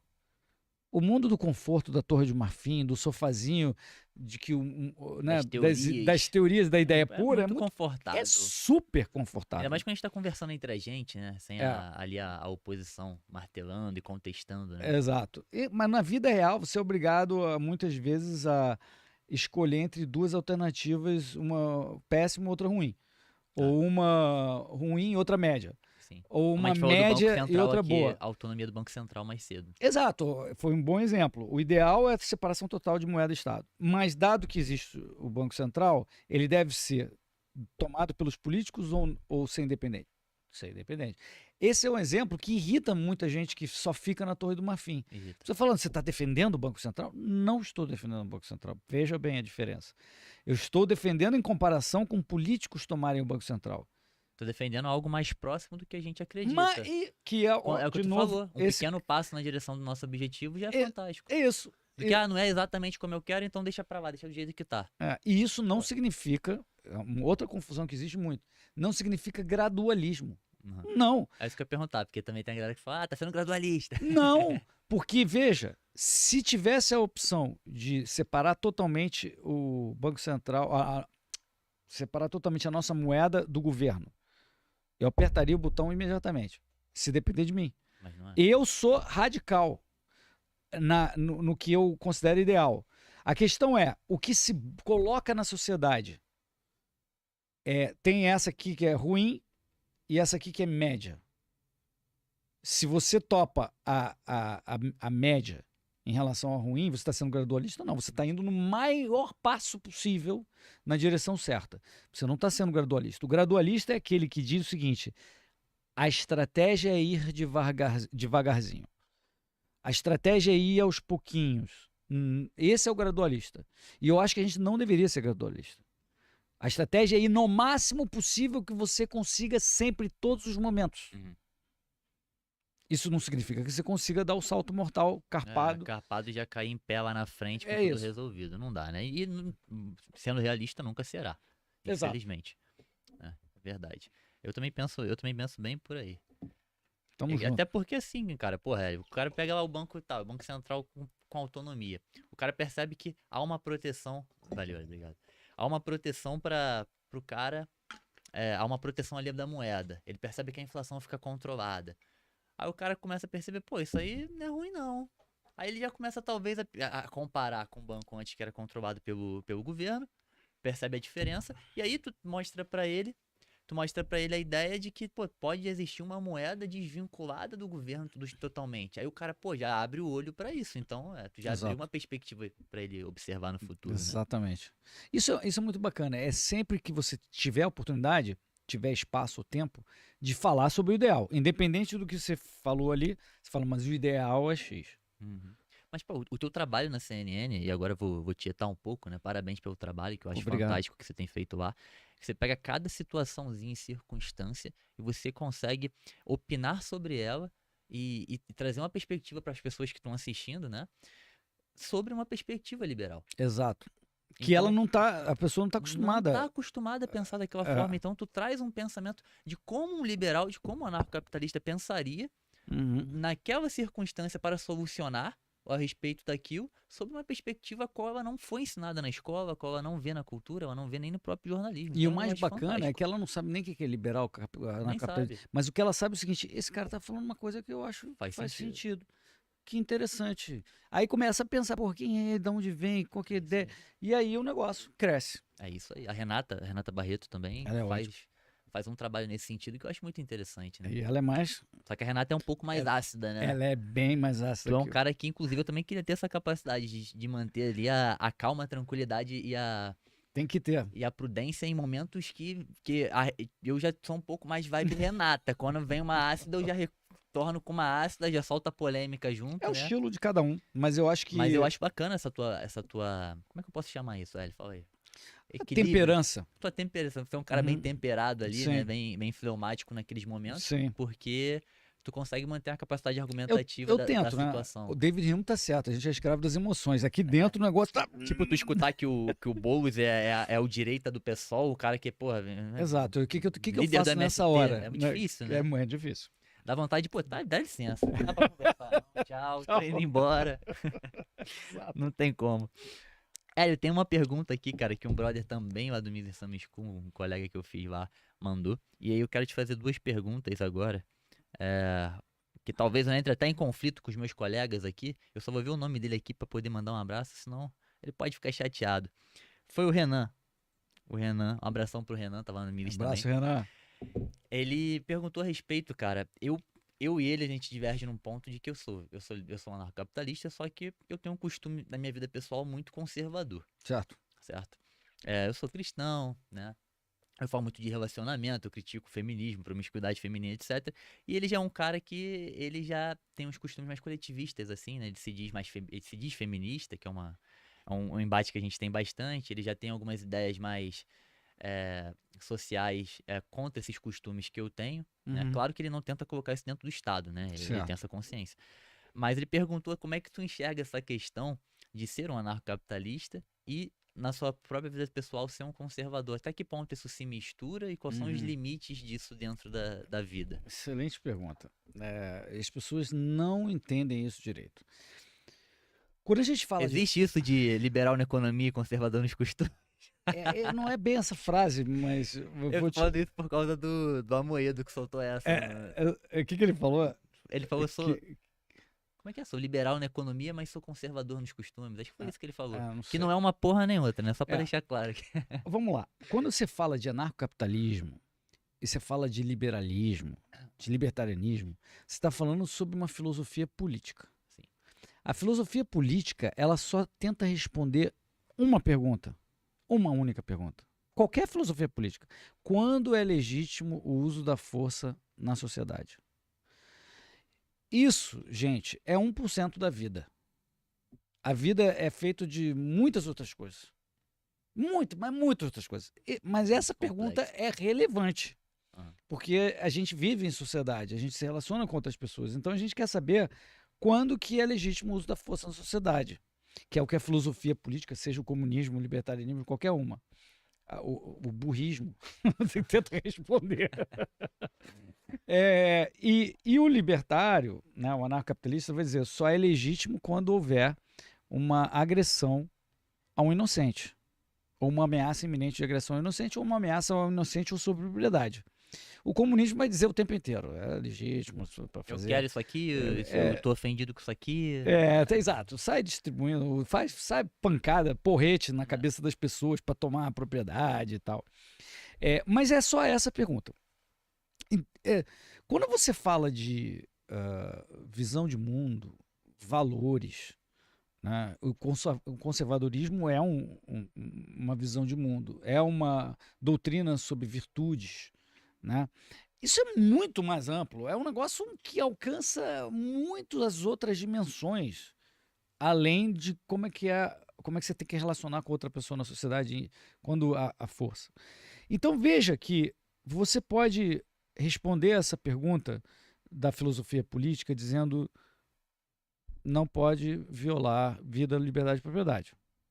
Mas ao mesmo tempo você pode falar eu sou conservador, sempre. E não necessariamente há uma incompatibilidade. Assim como também não há incompatibilidade entre aquela pessoa que vai para um kibbutz, né, judaico, onde tudo é socialista ali dentro, mas ela está fazendo isso voluntariamente.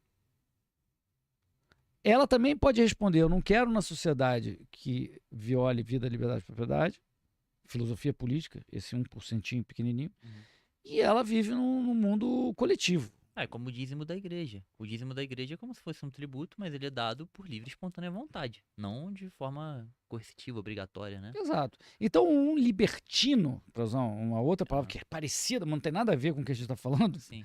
Um libertino, ele pode ser um libertário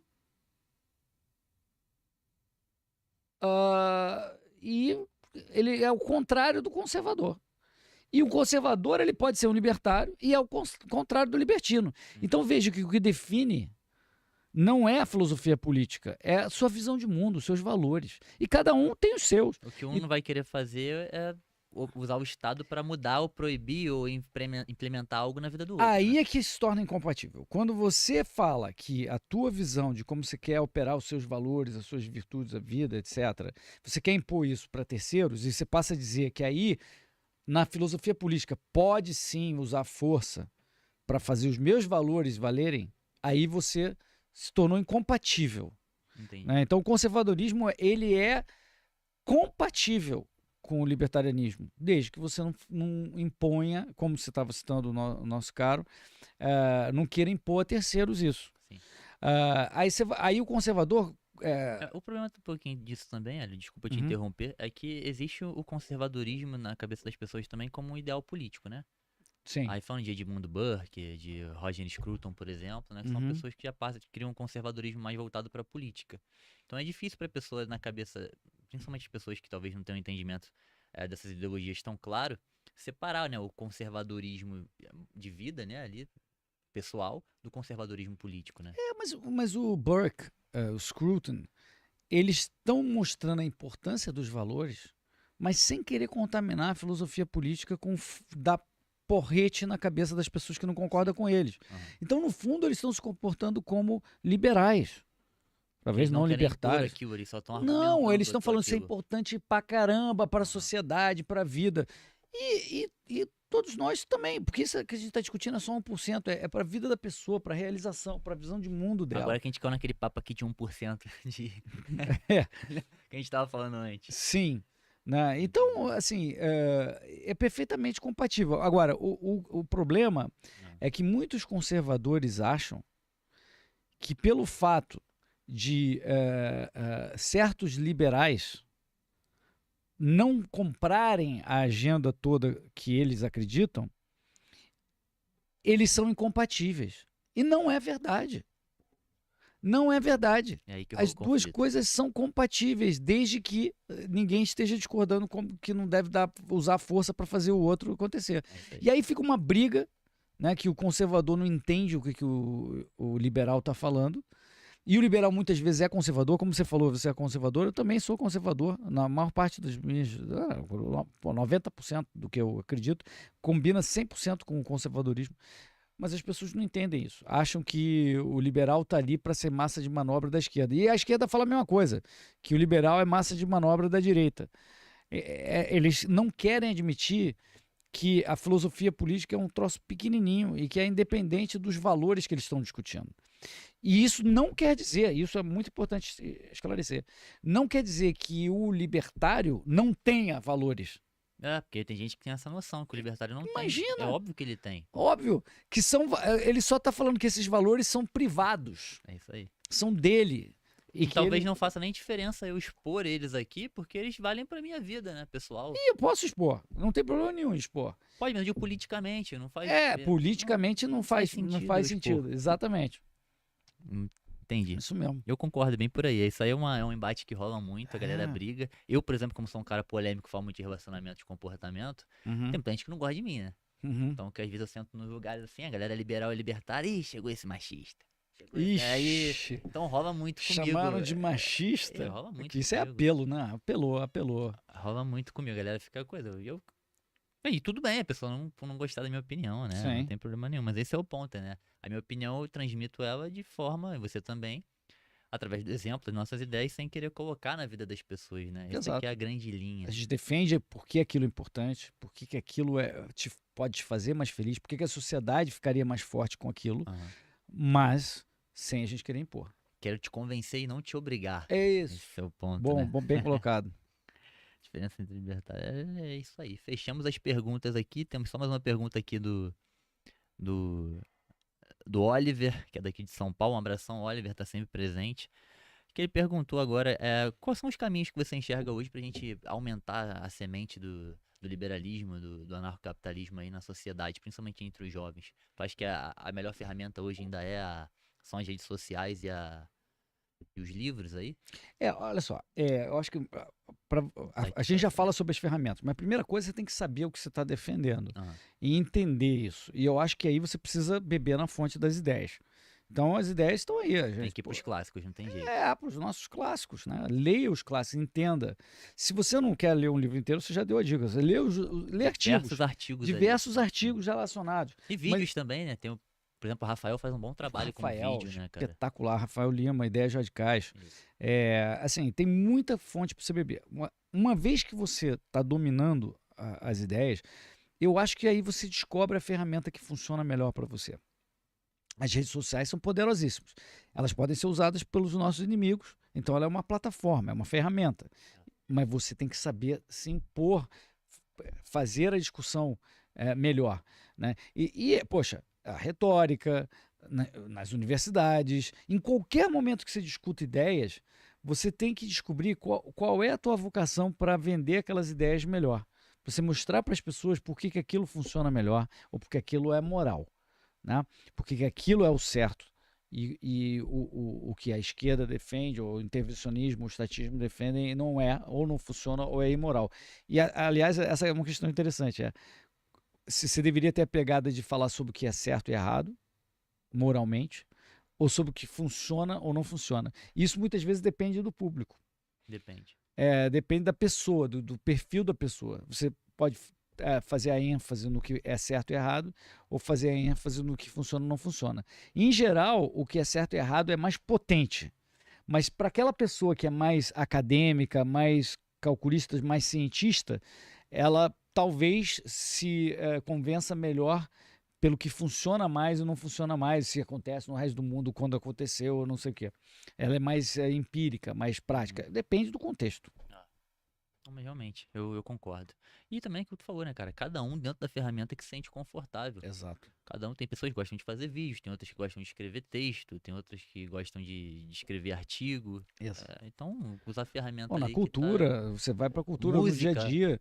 Ou você, como empreendedor, também coloca o seu, né, a sua visão Exatamente. sempre. Na tua empresa, na tua família, até educando os teus filhos, tu começa a Exato. plantar essas ideias. Quem não quer fazer nada, vai educar teu filho, que vão ter netos, e tu vai criando essa cultura dentro da tua própria família, né? Pô, tem Exatamente. um acadêmico de Milton Friedman que os caras fazem samba, cara.